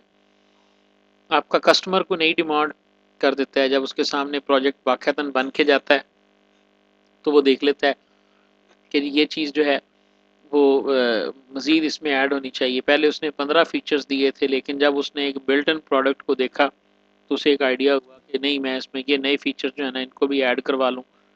तो ये सारी चीज़ें जो हैं आ सकती हैं इसकी मॉडिफिकेशन के अंदर भी, और नई नई चीज़ें इसमें क्लियर हो सकती हैं। ये सोर्सेज ऑफ चेंज हमारे पास होंगे। रीऑर्गेनाइजेशन है, बजटरी एंड शेड्यूलिंग कॉन्स्टेंट्स हैं, बहुत सारे ऐसे कॉन्स्टेंट्स हैं। बजट जो है वो एक्सीड कर गया है एक्सपेक्टेड से, तो उस वक्त चेंज आ सकती है कि ठीक है जी, फला जो फंक्शंस हैं या रिक्वायरमेंट्स हैं इनकी इम्प्लीमेंटेशन को छोड़ दिया जाए। ये सारी की सारी चीज़ें जो हैं इनको कंट्रोल करना ये SCM के अंदर आता है, सॉफ्टवेयर कंट्रोल कॉन्फ़िगरेशन मैनेजमेंट। ये SQA प्रोग्राम का एक मेजर एलिमेंट होता है, जिसके अंदर आपने चेंज को कंट्रोल करना है और उन चेंज को डॉक्यूमेंट करना है बाकायदा। SCM के ओवरऑल जो फंक्शन है उसमें identification of software configuration items हैं, चेंजेस कन्फ्यूजन इन तमाम को आइडेंटिफाई करना है। वर्जन कंट्रोल है, पहले वर्जन आपका क्या था, दूसरे वर्जन में क्या चेंजिंग आई है, अपडेशन आई है। चेंज कंट्रोल को देखना, कन्फिग्रेशन ऑडिट, किस बंदे ने किस चेंज को कब जो है वो इम्प्लीमेंट किया है, उस चेंज का वर्जन नंबर, उसकी कॉस्ट, ये सारी चीज़ें ऑडिट में आती हैं। और रिपोर्टिंग करनी सारी चीज़ की, ये SCM के फंक्शन है। चेंज कंट्रोल अथॉरिटी बोर्ड, एक बाकायदा बोर्ड होगा, एक पूरा प्रोसेस होता है, इसको चेंज कंट्रोल प्रोसेस कहते हैं। आगे इसकी डायग्राम आपके पास आएगी, जिसमें आप देखोगे कि चेंज कंट्रोल प्रोसेस जो है वो इस तरह से इनिशिएट होता है। ये देखें, नीड फॉर चेंज होगा, फिर उसके बाद रिक्वेस्ट होगी, फिर डेवलप होगा, फिर चेंज रिपोर्ट जनरेट की जाएगी, फिर उसके बाद चेंज कंट्रोल अथॉरिटी डिसाइड करेगी कि इसके लिए के ऊपर क्या एक्शन होना चाहिए, इसके मज़ीद पैसे मांगने चाहिए या इसको उसी में इम्प्लीमेंट करना चाहिए। तमाम कंस्ट्रेंट्स, मज़ीद बजट इसके लिए चाहिए, ये अभी तक चल रहा है। असाइन पीपल, वो लोग जो इसको इस चेंज को इम्प्लीमेंट करेंगे, वो जो इसको चेक करेंगे, जो चेंज को एक्चुअली इम्प्लीमेंट करेंगे, ऑडिट करेंगे, बेसलाइन, तो ये सारी एक्टिविटीज़ जो हैं ये आपके चेंज कंट्रोल प्रोसेस का ही हिस्सा है जी। तो इस तरह ये चेंज कंट्रोल प्रोसेस होगा जिसको आप फॉलो अप करते रहेंगे जी। उसके बाद ये अभी तक एक्टिविटीज़ आपके सामने है जी चेंज कंट्रोल प्रोसेस की। ये ओवरऑल प्रोसेस की एक डायग्राम है, एक मैनेजमेंट डायग्राम है जिसको आप देख सकते हैं जी, जिसके अंदर आप देखें इनिशियल डेवलपमेंट है, उसके बाद स्टैब्लिशमेंट हुई, एक बेसलाइन क्रिएट होगी कि ये चीज़ें हमने इसमें बना दी हैं।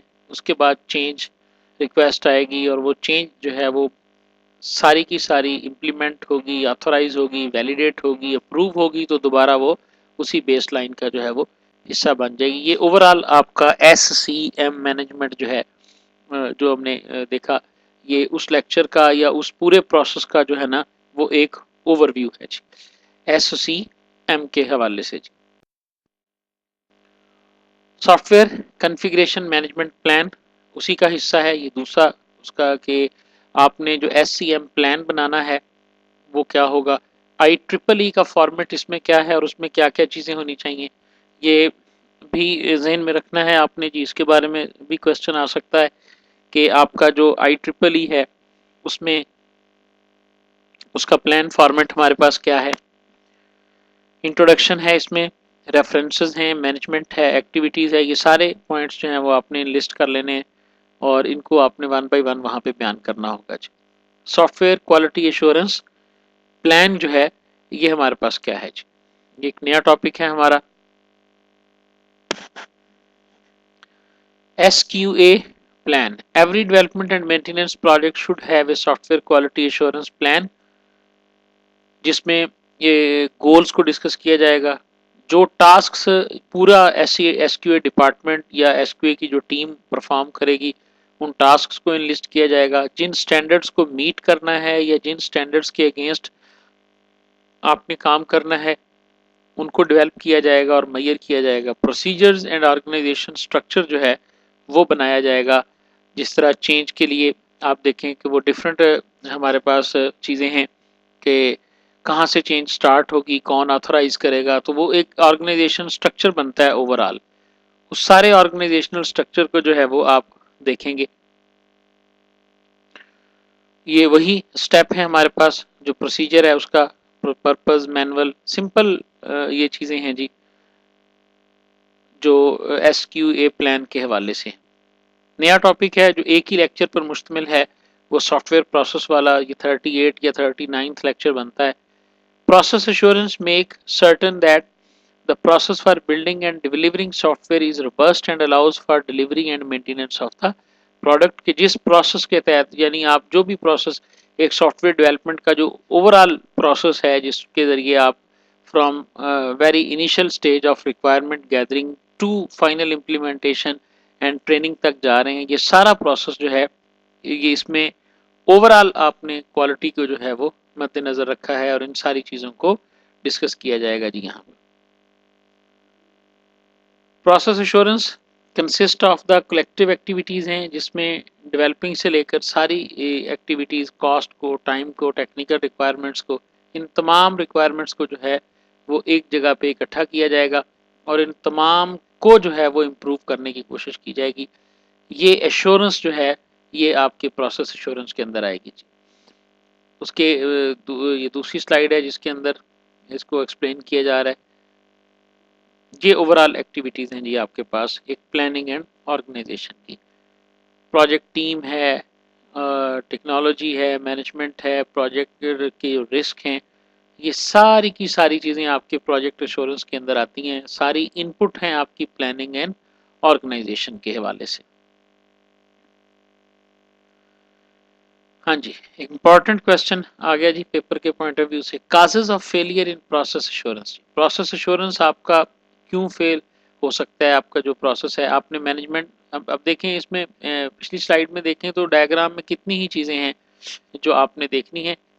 उन तमाम चीज़ों में से अगर कोई भी एक है, मैनेजमेंट लैक है, यूज़र की इन्वॉल्वमेंट में कमी है, लीडरशिप प्रोजेक्ट की ठीक नहीं है, या मेजर्स ऑफ सक्सेस जो हैं उनमें किसी जगह पे कमी है, जिस चीज़ों से आपने मेजर करना है अपनी सक्सेस को, एवेल्यूएशन करनी है, वो चीज़ें ही अगर उसमें वीक हैं तो तब भी ये प्रॉब्लम आ सकती है आपके पास। सिम्टम्स ऑफ प्रोसेस फेलियर, किस तरह आपको पता चलेगा कि आपका प्रोसेस जो ओवरऑल प्रोसेस है वो सही चल रहा है या नहीं चल रहा। मसलन आपने जब आपने डे वन से अपने प्रोजेक्ट को स्टार्ट किया, किसी सॉफ्टवेयर को बनाना स्टार्ट किया, तो आपने उसके लिए कुछ शेड्यूल बनाए, कुछ माइलस्टोन बनाए कि आप फ़लाँ डेट को फ़लाँ चीज़ अचीव करेंगे, फ़लाँ को फ़लाँ अचीव करेंगे। तो उसमें आप देखें कि अगर लेट डिलीवरी हो रही है, लास्ट मिनट के ऊपर आकर आप क्रंच कर रहे हैं, या स्पायरलिंग कॉस्ट है आपकी, तो ये सारे की सारी चीज़ें, ये छोटी छोटी टर्म्स जो हैं, ये इंडिकेशंस हैं कि आपका प्रोसेस जो है वो फेलियर की तरफ जा रहा है। ये वो सिम्टम्स हैं आपके पास।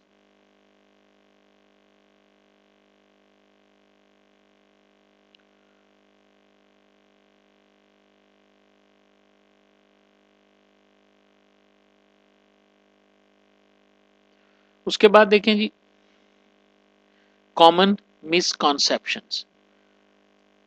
आई don't need process, I have really good people, advance technology. ये बहुत बड़ा क्लेम है जी एक, कि अगर आप बगैर तरतीब के, बगैर फॉर्मेलिटीज़ को पूरा देखें, ये चीज़ सॉफ्टवेयर इंजीनियरिंग के कोर्स के सबसे पहले ये चीज़ साबित हो गई थी कि जब सॉफ्टवेयर इंजीनियरिंग की टर्म ईजाद हुई थी, बाकायदा बड़े बड़े फेलियर हुए थे, तो उसके बाद जो है ये तय किया गया था, एक बाकायदा कॉन्फ्रेंस हुई थी 1960s के अंदर, कि हमें इंजीनियरिंग प्रिंसिपल्स को सॉफ्टवेयर डेवलपमेंट लाइफ साइकिल में लाना चाहिए। अगर हम सॉफ्टवेयर डेवलपमेंट लाइफ साइकिल के अंदर जो इंजीनियरिंग प्रिंसिपल्स हैं उनको यूज़ नहीं करेंगे तो हम क्वालिटी को मेंटेन नहीं कर सकते। कोड 5000 लाइन का कोड जो है वो भी वही काम कर सकता है, अगर उसको मज़ीद अच्छे तरीके से खूबसूरत करके प्लान करके बनाया जाए तो हो सकता है कि वो 5000 का कोड जो है वो स्मार्ट कोड में चेंज हो जाए और आपकी परफॉर्मेंस भी बेहतर हो जाए। ये प्रूव्ड है। आप देखें, फ्लैट फाइल डाटाबेस सिस्टम जब शुरू में थी, उसको इम्प्रूव करके रिलेशनल डाटाबेस में लेके आए, फिर उसको ऑब्जेक्ट ओरिएंटेड में लेके गए। तो अब आप देखें कि फ्लैट फाइल में ज़्यादा कॉम्प्लेक्सिटीज़ थी, काम हुआ तो वो इम्प्रूव्ड होकर रिलेशनल बन गई। इसी तरह आपका आप ये आपके लिए लाजमी है कि आप प्रोसेस को जो है ना वो अडॉप्ट करें। ये मिसकॉन्सेप्शंस है कि हम टेक्नोलॉजी पे, मैनेजर्स पर एंड पीपल पर जो है ना वो करें। हर चीज़ की फॉर्मेलिटीज़ जो हैं उनको पूरा करना पड़ेगा आपको, तभी आप उसमें से जो है ना वो सक्सेसफुल हो सकते हैं जी। ओके जी, ये 39th तक हमारा आज का था सेशन। इससे नेक्स्ट जो है अब हम इंशाल्लाह नेक्स्ट सेशन में देखेंगे जी, 39 से 44 तक। अगर कोई क्वेश्चन है तो प्लीज़ मुझे बता दें ताकि हम उसको देख सकें जी। आप चैट विंडो में लिख सकते हैं जी, जो आपका कोई अगर रेलेवेंट क्वेश्चन है तो।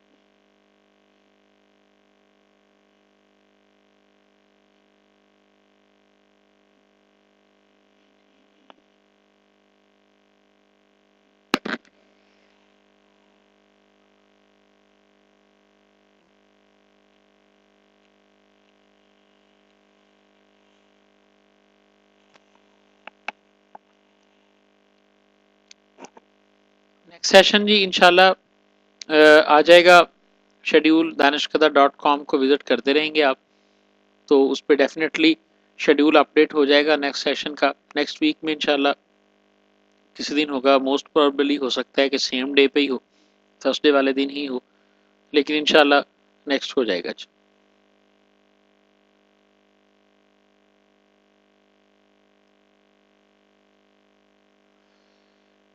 ओके जी, आज के लिए एंड है जी। इंशाल्लाह अगले सेशन में अगली क्लास के साथ दोबारा हाजिर होंगे। अल्लाह हाफिज़।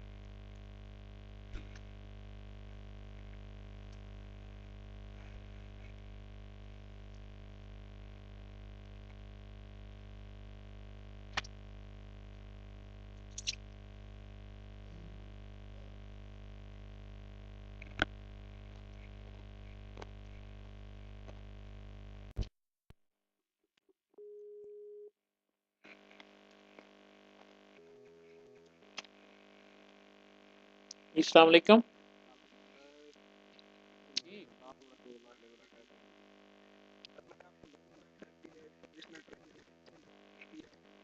हाँ जी।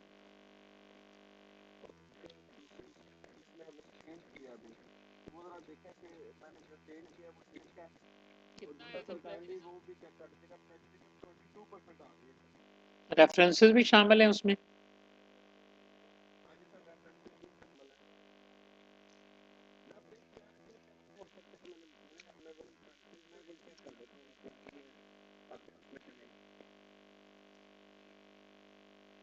सेवन जीरो वन में तो प्लेजरिज्म नहीं आना चाहिए यार।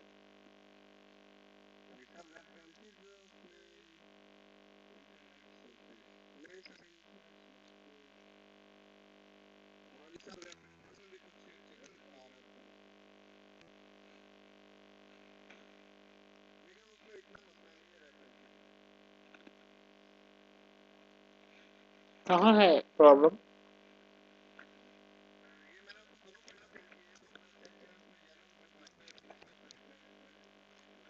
मैं देखता हूँ इंशाल्लाह।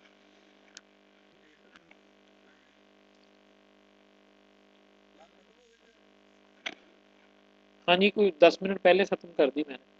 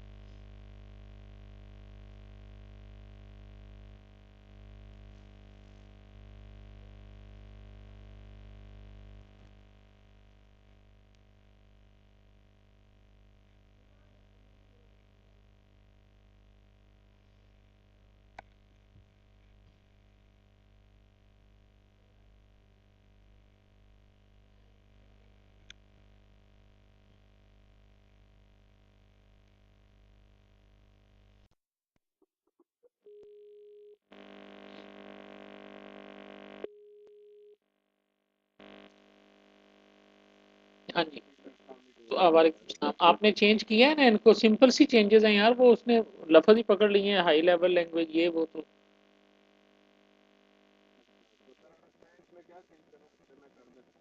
बस वो जो तीन लफ्ज इकट्ठे हैं ना, उनको किसी तरह थोड़ा सा बाई पार्ट कर दो, दूर दूर कर दो, प्लेजरिज्म खत्म हो जाएगा।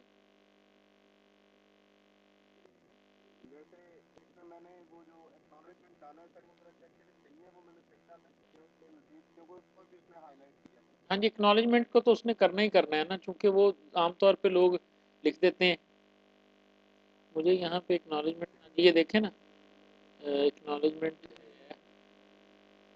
आई would like to thank my family. अब I would like to thank my family तो हर बंदे ने लिखा होगा, ठीक है ना? ठीक है ना? तो आप इसको इस हिस्से को चेंज कर दें, I would like to thank. ठीक है, but not latest then the least. ठीक है, I am thankful to my family. I am thankful to my family कर लें, मोर फॉर इनफॉर्मल हो जाए ज़रा। Beside my advisor I would like to thank the rest of my family. अब ये acknowledgement को ही आप थोड़ा सा बेहतर करेंगे तो इसमें से दो तीन चार लाइनें हैं, ठीक है ना जी? हाँ जी, बाकी वो for example multiplication x two is expensive in term of CPU cycles, वो एक लाइन काफ़ी लंबी है, जो कि स्ट्रिंग रिडक्शन में है, ठीक है ना, उसको वो एक फॉर्म में है, उसको आप थोड़ा सा चेंज कर लें, वो भी आसान है। यानी कोई इतना मुश्किल इसमें नहीं है, थोड़ा बहुत ना आप, मेरा ख्याल है, मैनेज कर सकते हैं। आप इसको करके ना, तो आप करके तो दोबारा प्लेजरिज्म इसका देखें, फिर मुझे दिखाएं, अगर कहीं से नहीं होता हैंडल।